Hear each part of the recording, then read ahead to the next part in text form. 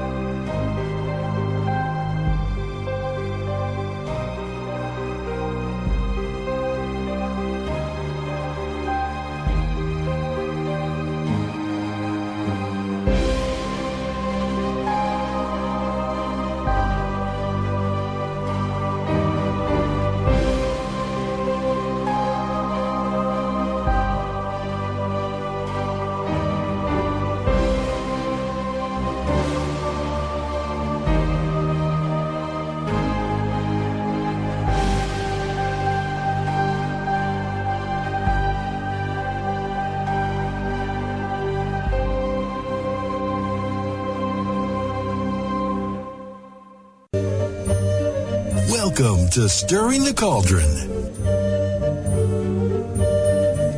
Now, here's your host, Marla Brooks. Hi, Merry Meet everybody, and welcome to Stirring the Cauldron here on Para-X Radio. And my guest tonight is author Michael Clarkson. He's an award-winning investigative reporter and best-selling author.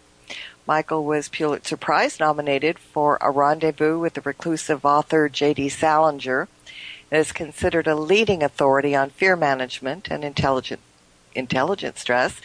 I'm not so intelligent tonight, I don't think. He's appeared on a wide variety of TV and radio shows and was also featured in People magazine and on CNN.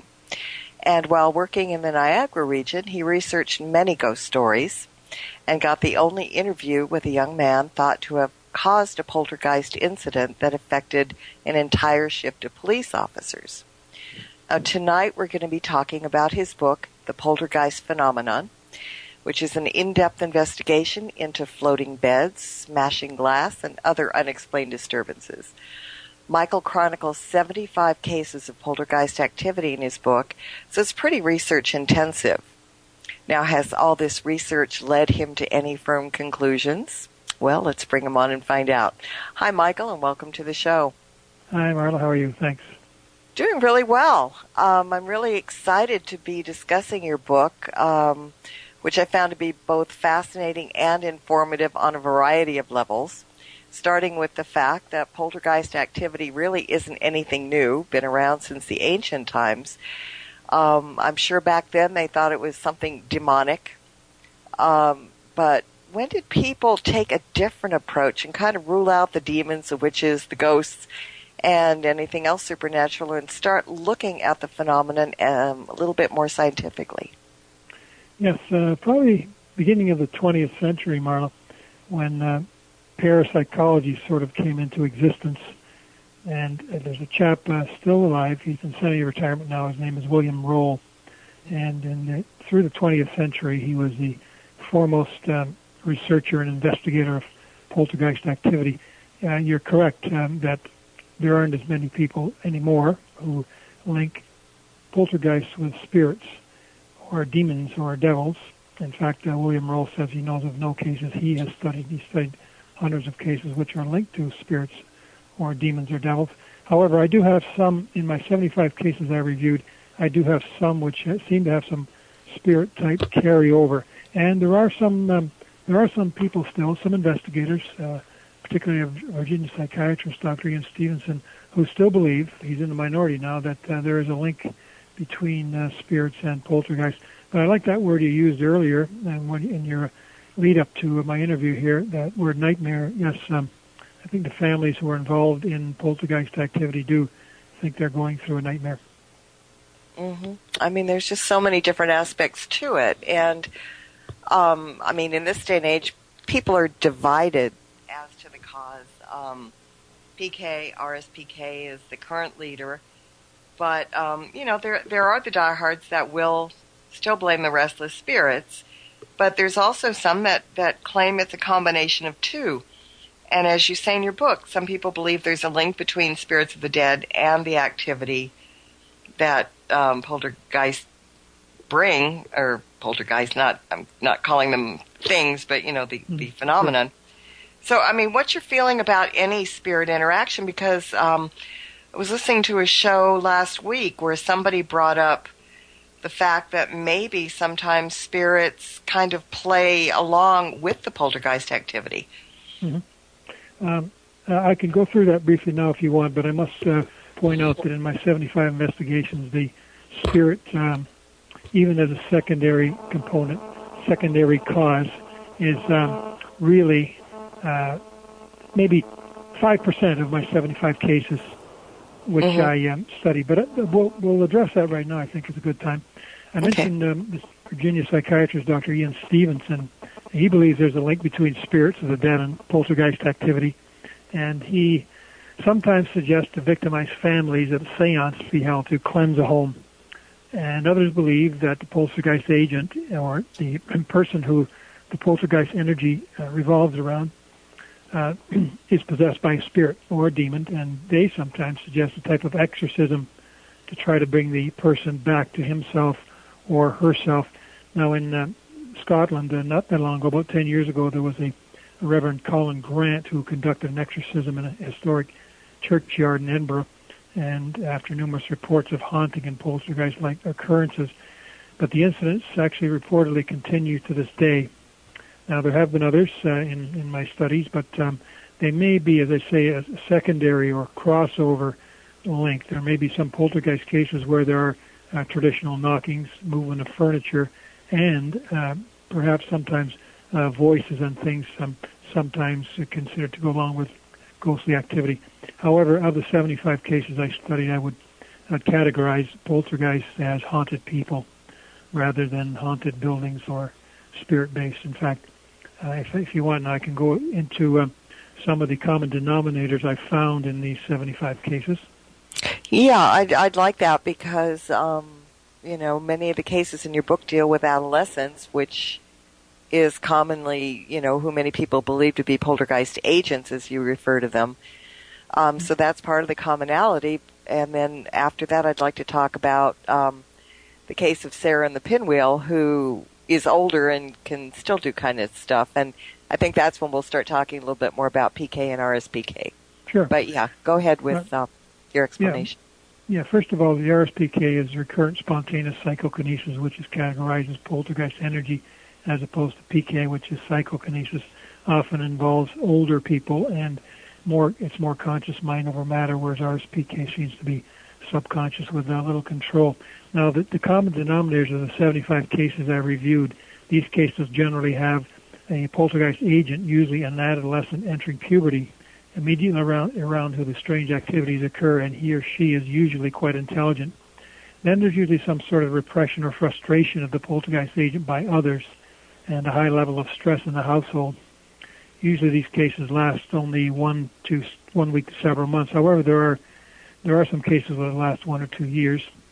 And the dramatic dynamic events, such as unexplained knocking, electrical malfunctions, and movements of objects and furniture are widely reported in these poltergeist cases, and a mischievous or instructive intent of the part of the agent although I found that not too many people were harmed by poltergeist activity, although there were about a dozen people I found harmed, but none seriously in cases in this book. Now, there's a bit of a... it's hard to test these poltergeist agents. It's actually even hard to say, to me sitting here tonight, to say there's conclusive evidence to say poltergeist activity actually exists, because tests and results of a PK at least are inconclusive. And as far as I know, it has not been, the parapsychologists have not been able to study a poltergeist case that closely while it's going on, because, as I say, they don't last very long. The families sometimes feel guilty. They don't want people to find out. They have a troubled adolescence, so they want to keep a lid on it with the media. However, they have been studied often after the fact, and they found that agents' brains may be unique. There's a slightly higher rate of epilepsy and schizophrenia in poltergeist agents. There was one parapsychologist, Andrew Green of London. He believes some agents suffer from a front temporal lobe epilepsy. That's a brain disorder in which people can suffer blackouts lasting from a minute to half an hour, and during these blackouts, an unknown power of the mind may be released, which can cause these objects to move. Now, the next link, of course, is how do they do it? There are some theories on that, if you want me to go into that for a few minutes. Sure. They obviously tap into some sort of energy, whether it's their own mind-body energy or household electricity, geomagnetic storms, perhaps magnetic fields in the area. Now, we tend to forget sometimes the human body, mind-body, does have its own electrical sources. In fact, even in our human heart, we have electricity, and we have electrical signals moving along our nerve cells. When you walk across a carpet, Marla, you've probably had this yourself. Your body can pick up or rub off extra electrons, and this slightly changes your body's electrical potential. And then, of course, when you touch the doorknob, zap.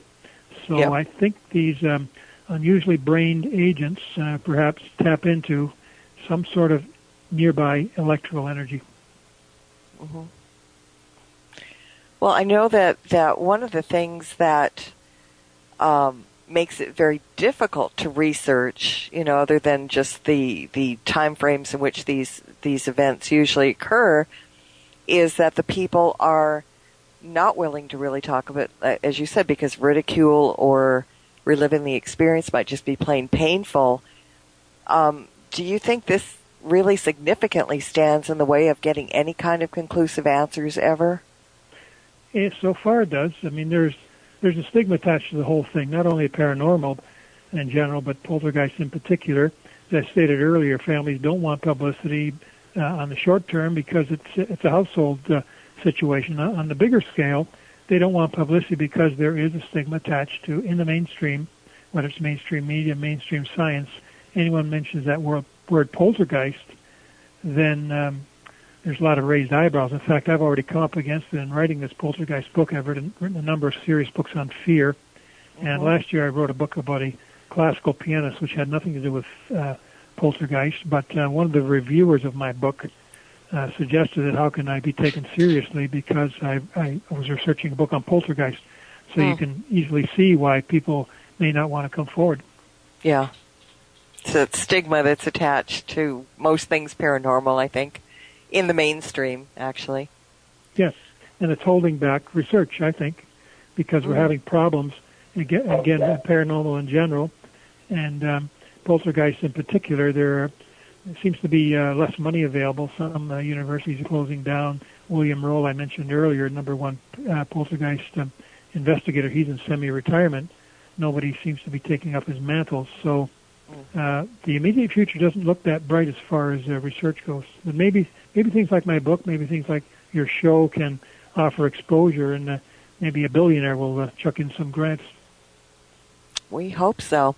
Now, I've got a couple of questions from the chat room before we keep going. Okay. The first one is from Cece, and she's wondering if you were saying that denial of poltergeist activity would make it worse. That's a good question. Yes, it can, but there are just so many things we don't know about. As I say, the duration, it doesn't usually last long.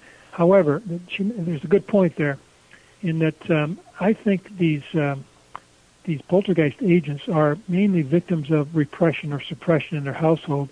So the more they are suppressed and repressed, the more likely it is that some crazy manifestation of their what I call a psychic tantrum can take place. In other words, I think they feel there's no other way for them to express themselves in their households because there's so much stress, so much repression in their household. This is their only outlet. Now, they don't know how they're doing it, and we really don't know how they're doing it. But yes, I guess if the parents, let's say, of the poltergeist agent don't even want to talk about it, then I think the stress could build up, and I'm sure that the hormones, the psychic tantrums, the emotions are very important parts of this poltergeist energy. Now, there's quite a link, of course, from that to the manifestation of things moving. But no, I think that's a good question, a good point. Okay. Another question from Chicken Zombie Tom. He wants to know if poltergeist activity happens without children being present. Not very often. I have, you mentioned a case about Sarah. We can get into that case later on if you want, but she's in her 40s, and she is has been having poltergeist activity / PK for many years, and it's still ongoing. She's still being tested for it. But it is unusual. Most of them are adolescents. There seems to be a puberty angle in an Enfield case in London, 1977, fairly famous case. A researcher there, Guy Leon Playfair, he traced the problems of the poltergeist agent, who was an 11-year-old girl, partly to the fact that she was entering puberty. Now, Playfair believed this was related to her pineal gland.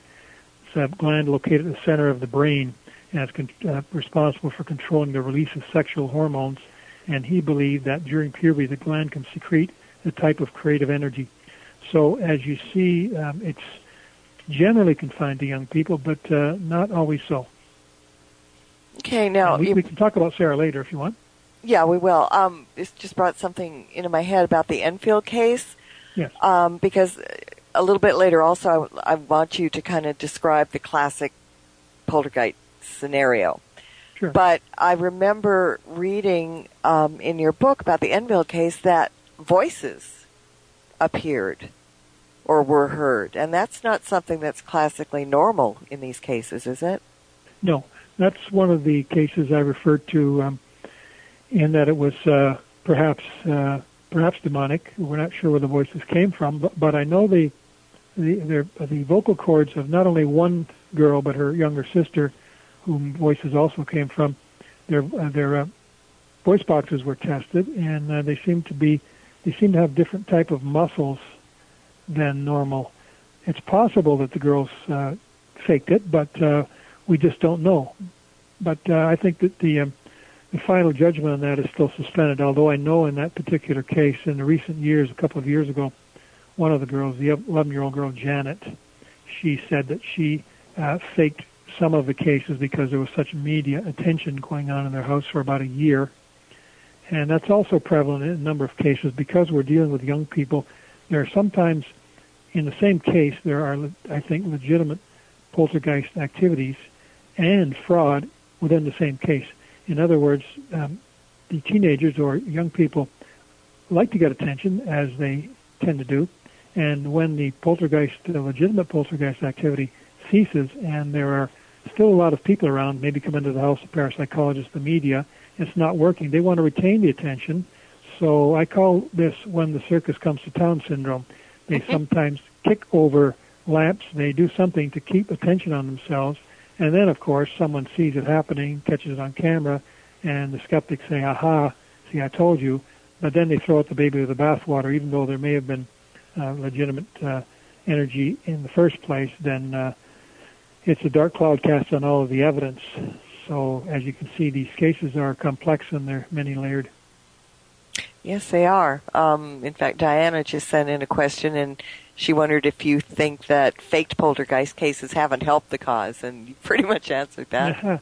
No, they haven't. I've got a whole section, actually, in my book on frauds.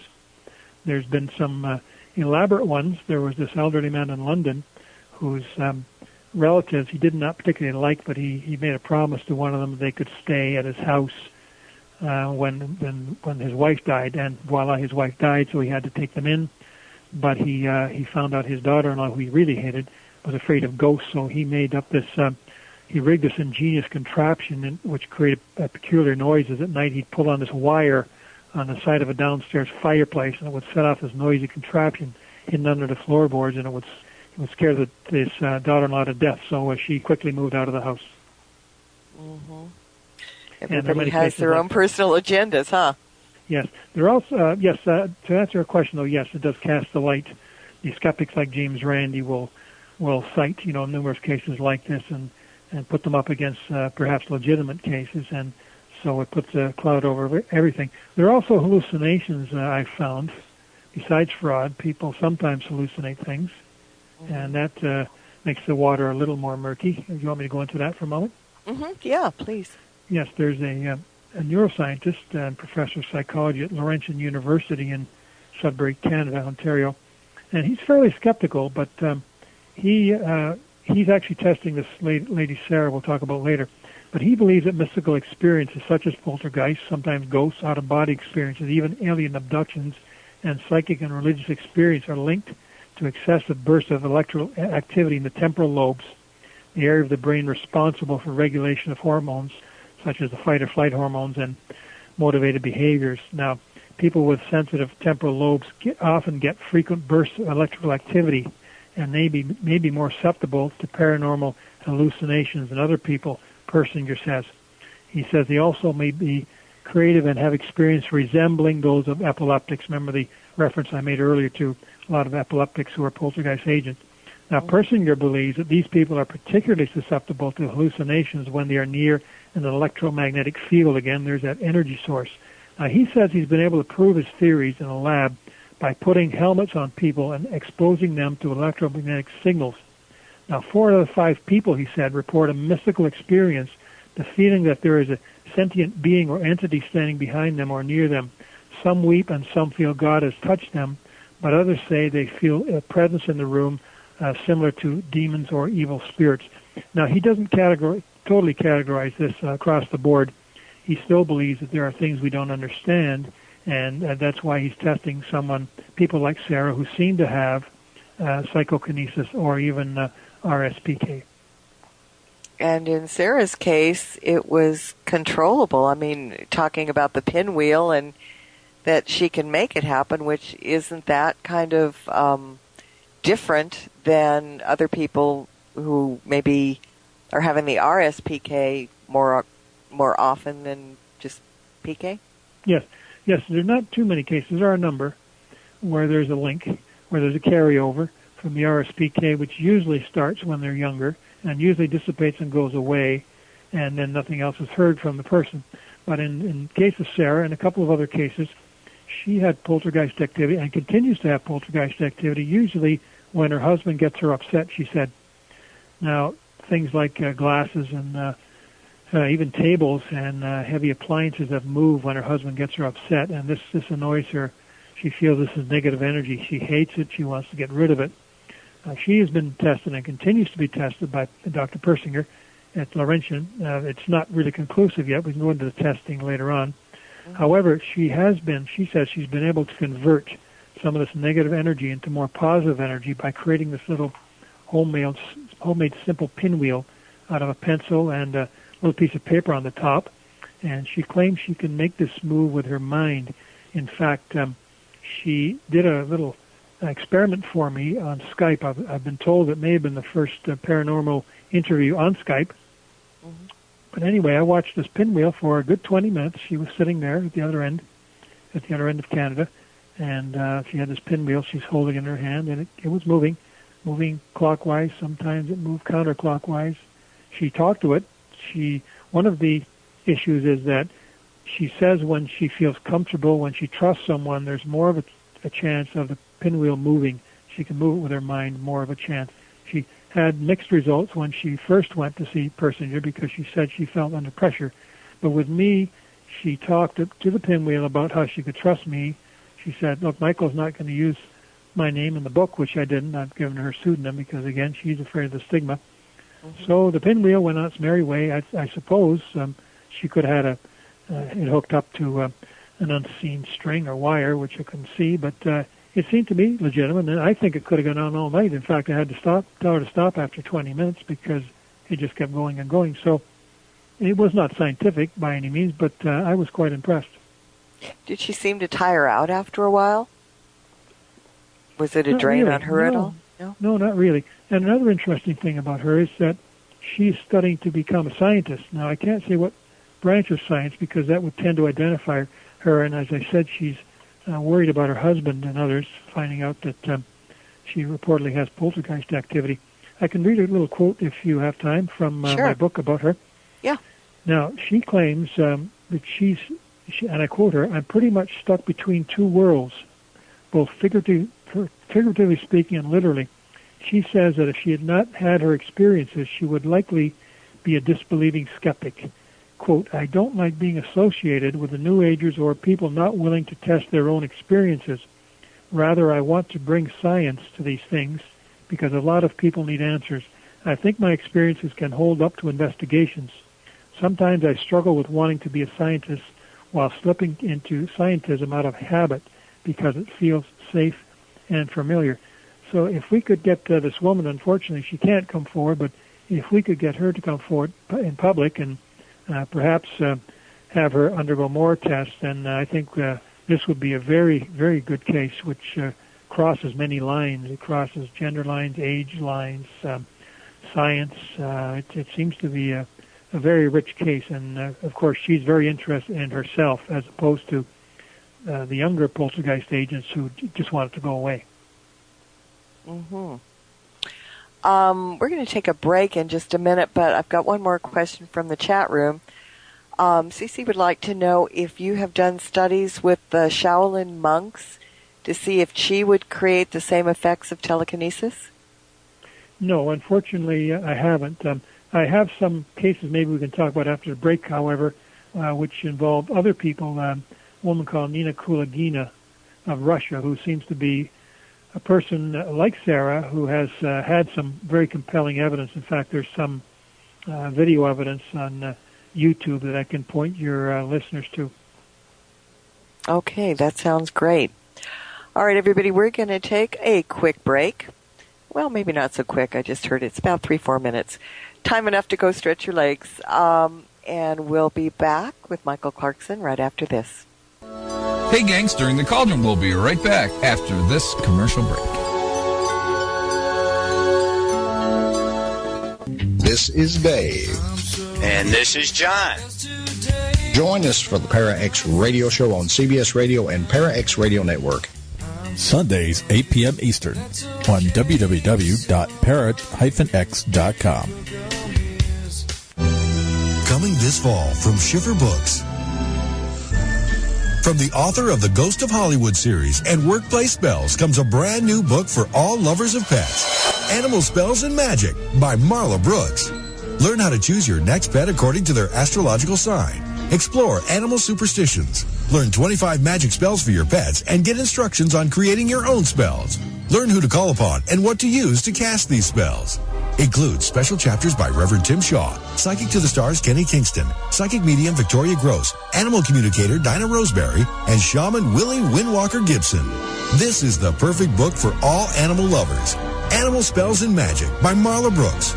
For details on how to get your copy of this amazing new book, go to www.schifferbooks.com or check out Marla Brooks online at www.marlabrooks.com. This would make the perfect gift for the animal lover in your life. Go to www.schifferbooks.com or ask about it at your local bookstore. If you're tired of fumbling in the dark with a flashlight to read your EMF meter, then the folks at Professional Measurement have the solution for you. Introducing the Mel Meter. The Mel 8704 is a precision-made scientific instrument designed especially for the paranormal investigator and enthusiast. This is the only meter that can read both EMF and temperature changes at the same time. An easy-to-read backlight display allows you to monitor and record changes in real time with one hand. And check out the new Pro Navigator with night vision compatible red light source and 30 feet of illumination range. This is the tool you've been waiting for. The Mel Meter. Available now at promeasurement.com or by calling 1-888-344-0111. Professional Measurement. Your one-stop source for industrial and commercial-grade precision EMF meters and instruments.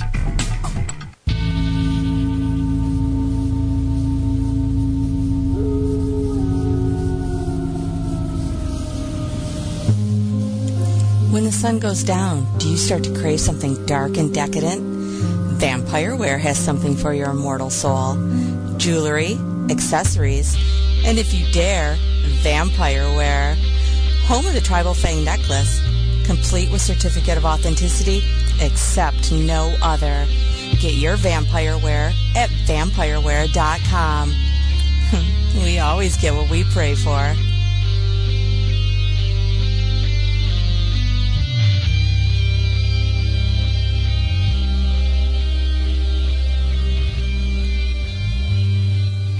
Janine Marks, a 12-year-old, was fairly normal.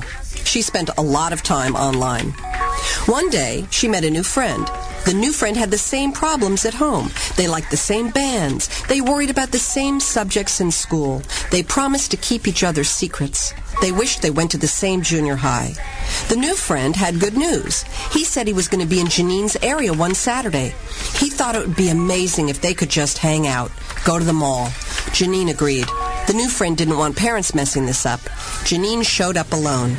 So did her new friend, who wasn't in junior high, wasn't nice, and wasn't a 14-year-old boy. Every day, children are sexually solicited online. Help delete online predators. Call 1-800-THE-LOST or visit cybertipline.com to learn how to protect your kids' online life. A message from the National Center for Missing and Exploited Children and the Ad Council. And welcome back to Stirring the Cauldron. Here's Marla Brooks. Okay, I'm back. Thank you very much. Not even going to mention that I had myself on mute. That would be a whole rotten thing to say. Mm-hmm. Anyway, welcome back. And we're here with Michael Clarkson, who is the author of the Poltergeist Phenomenon. And we're getting into some really interesting stuff tonight. And, Michael, during the break, something just kind of popped into my head. Geographically, are there more instances of poltergeist activity in Europe, here in the States, or other countries? Or are these cases not generally geographically defined? They're all over the world, Marla. They're throughout history. That may be one piece of evidence that throughout history, throughout the world, independent of one another, these cases are reported, and they seem to have basically the same dynamics. Mm-hmm. In my book, I've got cases from London, England, from Columbus, Ohio, from Miami, a couple of years ago from India. There was a case in India in a police station, believe it or not, where a whole shift of police officers said that some unseen force was tossing them around the cop shop, and they became very frightened. Some of them ran out of the police station, and they brought in a religious leader. So, yes, it seems to be it's still a rare phenomenon, but it's reported around the world. Yeah, I guess because I was just kind of thinking that maybe it had something to do with cultures and how that plays into the whole phenomenon too, belief systems and this and that. Yes, that's why I think that that's maybe one little piece of evidence that despite different cultures, they seem to be reporting the same dynamics. Now, there may be a different way that they deal with them because of their culture. They may bring in religious leaders as opposed to parapsychologists, but in the main, they seem to have similar things, similar knockings, similar movements of objects. Mm-hmm.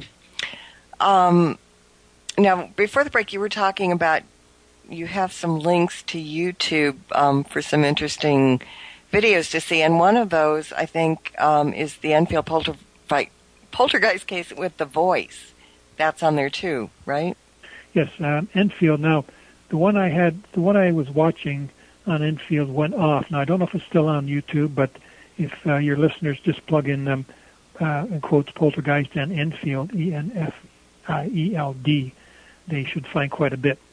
And that is, of course, mostly RSPK. If they want on YouTube to find PK, then they should look for a woman called Nina, Nina, surname Kulagina, Kulagina.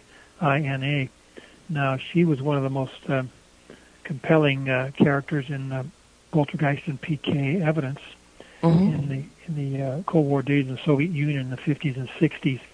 Initially, she had some poltergeist activity allegedly in her apartment, and the Soviet scientists became quite interested, including 2 Nobel laureates. They tested her often in closely controlled lab conditions. Now, they claimed she could move things by focusing tightly with her mind. In fact, she was sometimes put into a cage to prevent trickery, or sometimes she was forced to move things placed in a plexiglass tube with video cameras rolling. And I think that there's some of the clips of that on YouTube, and no one ever caught her cheating. So that was one of the more compelling cases, I think, not for just RSPK, but for PK. But of course, I still don't think there have been really solid, across-the-board, conclusive cases to prove that poltergeist energy, for one thing, exists, and even PK, although there was a laboratory which closed a few years ago at Princeton University. The professor there, Robert John, he believes that he and his colleagues produced good experimental data to produce to support the existence, of PK, or mind over matter. They said that some people were able to influence small balls and pendulums through the force of their mind. So I don't think, the skeptics will jump on people like Uri Geller, who had some success, I think, but also some failures, and the skeptics tend to point at the failures, and so we're still stuck with people who believe and people who don't believe, and then people like me, probably, who are in between and still trying to sort through the evidence and trying to keep an open mind as we go along. Well, I'm going to admit that years ago, when Uri Geller used to do this stuff on TV, and encourage everybody that was watching to join in, there was one time when he was going to bend our keys. And I swear, I had to go out and get a new car key. No, you're kidding. And I, shaking my head and not being able to figure it out, and I made sure the key was straight before we did this, and I'm like, yeah, nothing's going to happen. It did, and I don't know how it happened, but it did. So it kind of, made me think there may be something to some of this. Maybe, well, obviously at that point something did happen to my key, and it was because he was on. But there really should be something there.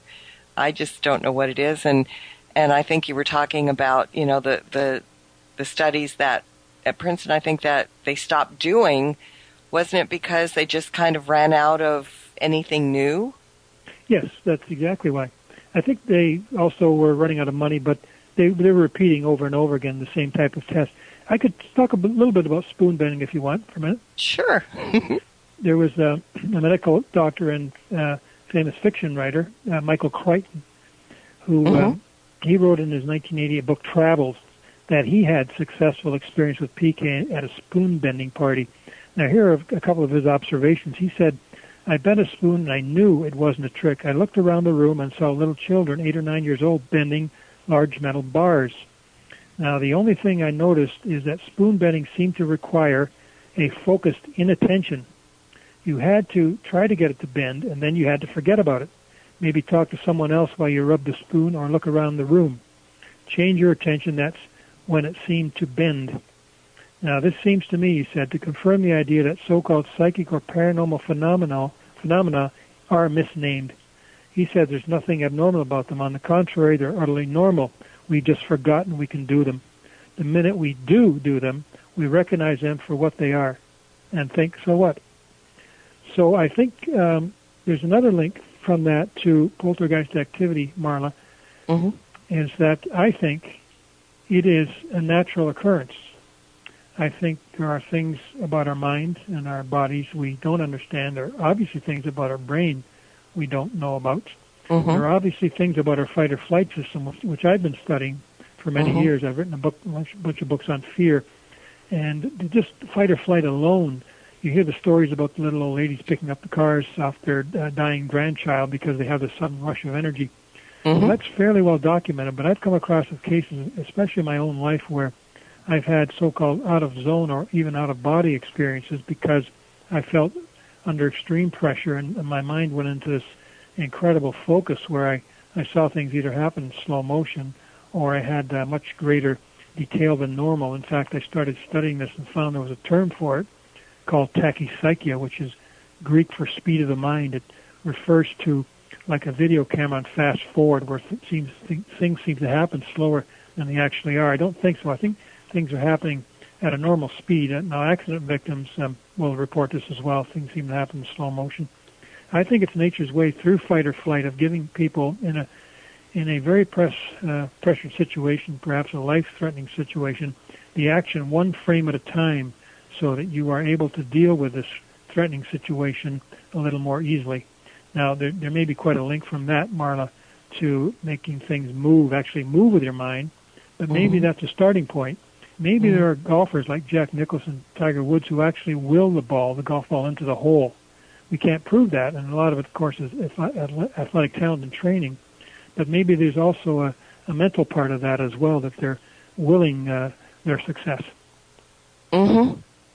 Well, I want to talk a little bit more about the fear aspect in these poltergeist cases and how the fight or flight responses play into it, and I suppose in our lives in general. Yes, actually, yes, a more practical level, more personal level. I think all of your listeners can relate to this. When I started studying fear, I realized that our fight or flight system kicks in 35 to 40 times a day, now in small increments, not the fight or flight of the little old lady or Tiger Woods, but in the form of stress. I believe that all stress is fear energy. In other words, when you feel tension in your shoulders, if you're having a bad day, you're talking to the boss on the phone, and you feel tension, that is your fight or flight system kicking in. It's simply that. We have caveman bodies. We still react to stresses, to challenges, the way we did a million years ago. Unfortunately, our challenges are much different now. They're more social and they're more professional than they are physical. But our caveman bodies still react the same way. So this is why we have such a terrible time in our society with stress or distress. Now, the people who learn to focus this fear energy, or what I call fear energy, are the more successful people, especially in their jobs. They learn to focus their anger and their determination into the skill they have and apply it. Now, that's a little out of the field of poltergeist, which is, I think, much more rare and much harder to define. But I think your listeners can probably identify more with the fear energy aspect, the everyday stress aspect of it. Mm-hmm. I've got another question from the chat room. How would you explain people who supposedly turn off street lamps or burst light bulbs? It's hard to explain. Sarah has done that. She's had a lot of light bulbs pop. Mm-hmm. And that could have something to do with nearby energy source and the poltergeist agent being able to sometimes tap into that, because there does seem to be quite a link between electricity and poltergeist activity. There was a woman in Europe who would walk into the office and all the phones would start acting up, and they figured that was poltergeist activity. In fact, there's a couple of cases I had what seemed to be linked to ball lightning, which is abnormal in itself. It's a type of lightning which I've seen it actually more like a basketball in size. It bounces along the ground, and it takes a 90-degree turn sometimes when it hits buildings. And there's been a couple of reports of that, and electromagnetic fields as well. So there does seem to be a link.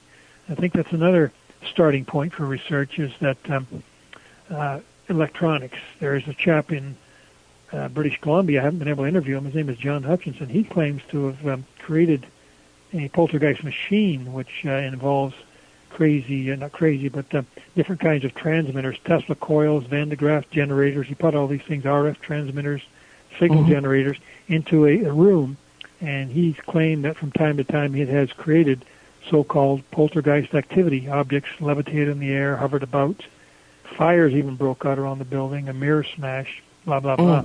So it sort of seems sometimes that poltergeist activity is all over the place. In fact, we've got a couple of cases where kids have started fires who seem to be poltergeist agents as well. So it can be research what gets kind of unwieldy, and you start to wonder where to stop. Where do we stop at spirits? Do we stop at voices? We have to have some common denominator. So I've tried to keep a steady keel in this book, but I'm not arguing with people who say, Michael, there is maybe a link between spirits. There maybe is a link with electricity or fires. But I've tried to keep it as narrow as possible. Well, people in the chat room have also been discussing ley lines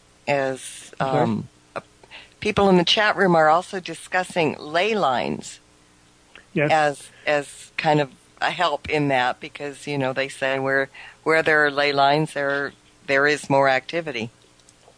Yes, again, secondary links, there seems to be also, in that regard, there seems to be some UFO link to poltergeist as well, and magnetic fields, unusual magnetic fields come into play. There was a case in Florida in the mid-'90s where parapsychologists said there was actually electrical interferences causing water spouts in a poltergeist case, which may have come into play from high-voltage transmission towers in the area. Now, there was a young person involved who seemed to be the poltergeist agent, but there were high-voltage transmission towers near the home, a naval air station with its radar transmitters and other high-tech equipment around. And Nichols, who was a parapsychologist, suspected that electrical interference may have affected the girl whose brain may have been wired in an unusual manner. Mm-hmm. Well, there's a chapter in your book called The New Frontier, Tapping Psychokinesis, and we've been kind of talking a little bit about that. You say that scientists are dubious about the existence of PK, much less the ability to tap into it, but throughout history, people have claimed to have it. Some have claimed to learn it. And in studies, it's been proven that PK does exist, but, of course, not to scientific standards, I suppose.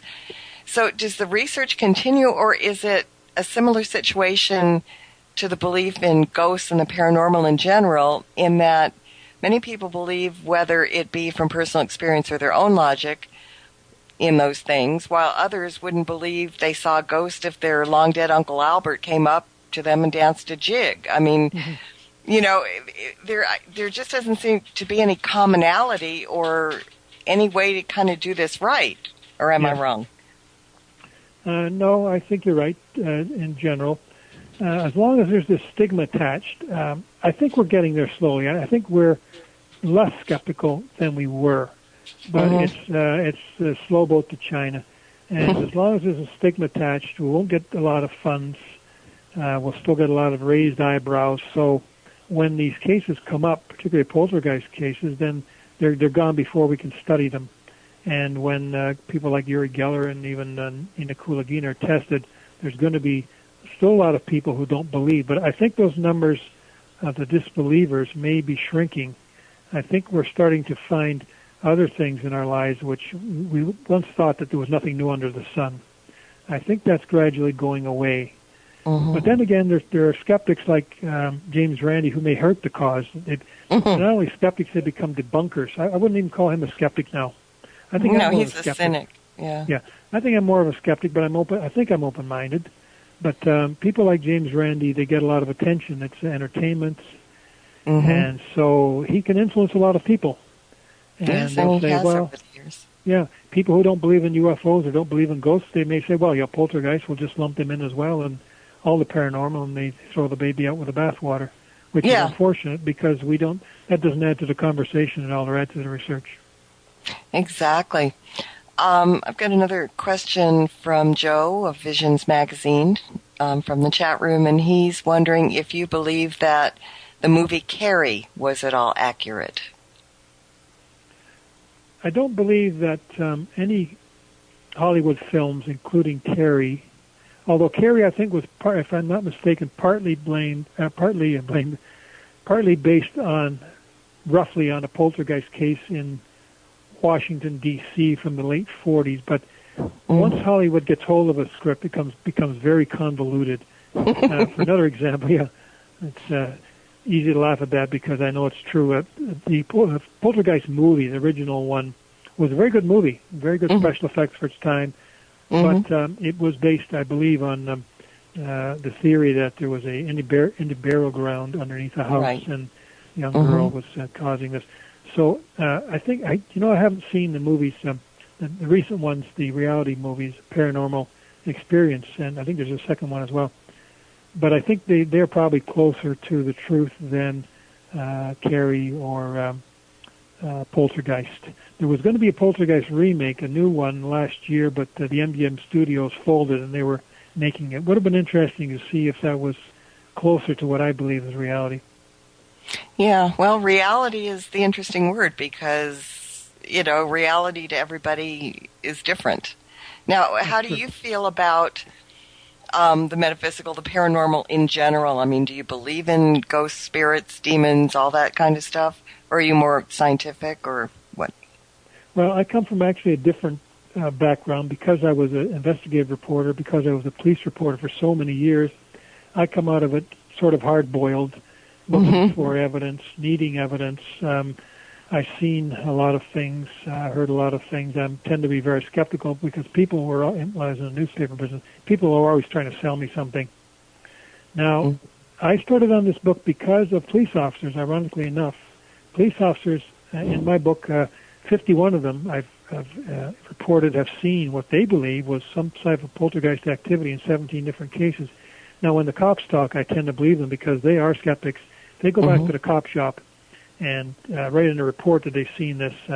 Their superiors are going to laugh at them, so they really believe they've seen something. So this is one reason I started on this book, and so I'm keeping an open mind. I believe if the cops think there's something, then why shouldn't I think that? Well, I think it's great to be skeptical, but I think it's totally detrimental to be cynical.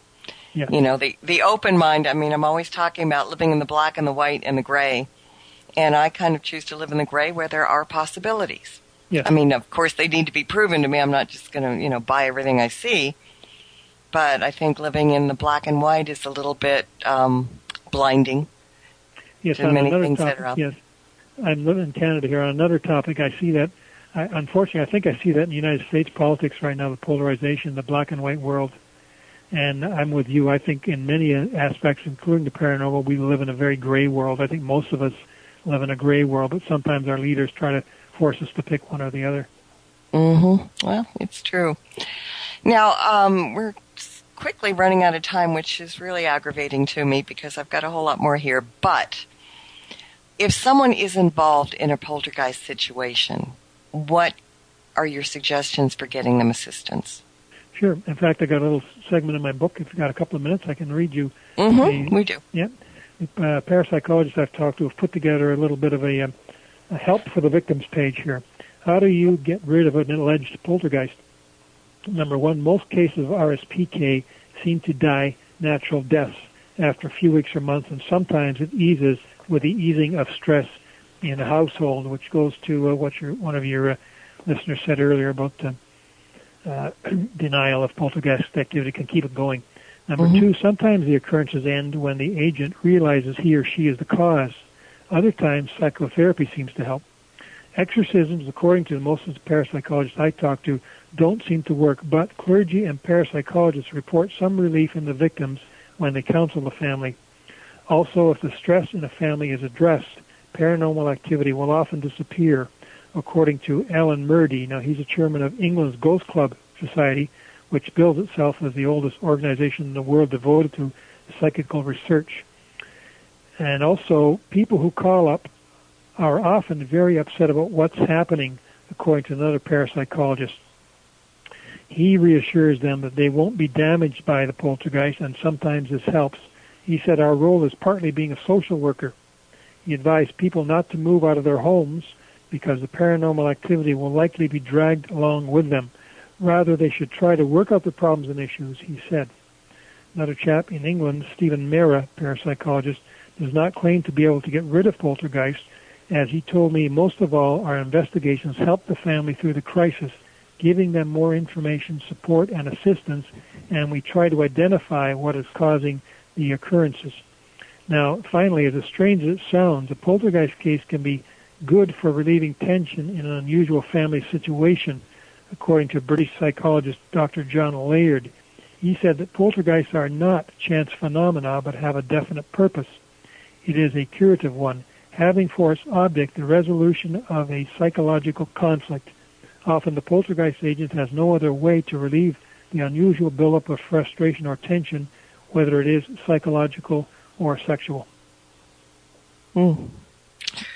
Well, like I just mentioned, this is a fascinating subject on so many levels, and I really wish we could spend another hour getting deeper into it, but we are getting really close on time. So could you please tell our listeners where they can find more about you and your books and the whole phenomenon? Sure. www.michaelclarkson.com. Now, that's being updated, that site, but they could reach me at the email michael.paul.clarkson@gmail.com. Okay, great. Well, I want to thank you so much for stopping by tonight, and I also want to thank everybody for listening in and all the great questions coming in from chat. I love it when we're interactive here. Do come back. I think we're going to probably devote some more time to that for all the things that we couldn't get into tonight. Yeah, we didn't really get into some of the good cases either, did we? Yeah, but that's okay. Yeah, no kidding. We're going to have to come back and do that. An hour time seems to just kind of like go way too fast around here. It's fun, though. You had some good questions, Marla. There would be some great questions. I've got a great audience, and they have brilliant questions. Some of them a little bit daunting, but that kind of is what makes it more fun, I think. Sure. But I will definitely have you back, and we'll get into this a little bit deeper and maybe just talk about some of the cases, because from the ones I read in the book, they're absolutely fascinating. And, it merits another show. Okay. So thank you again for stopping by, and thank everybody for listening again. And next week, I've got Paul Tate and Andrew Barnes, otherwise known as Soul Smack, coming back to visit, along with a new member of the Soul Smack team, Marcus Brooks. And they've got some really exciting news to share, so I hope you'll all tune in. And until next time, everybody, blessed be and merry meet again. Good night. This has been another edition of Stirring the Cauldron with Marla Brooks. Be sure to tune in next week at the same time for another great guest and more fun. Any rebroadcast or other use of this program without permission is strictly prohibited. Copyright 2009.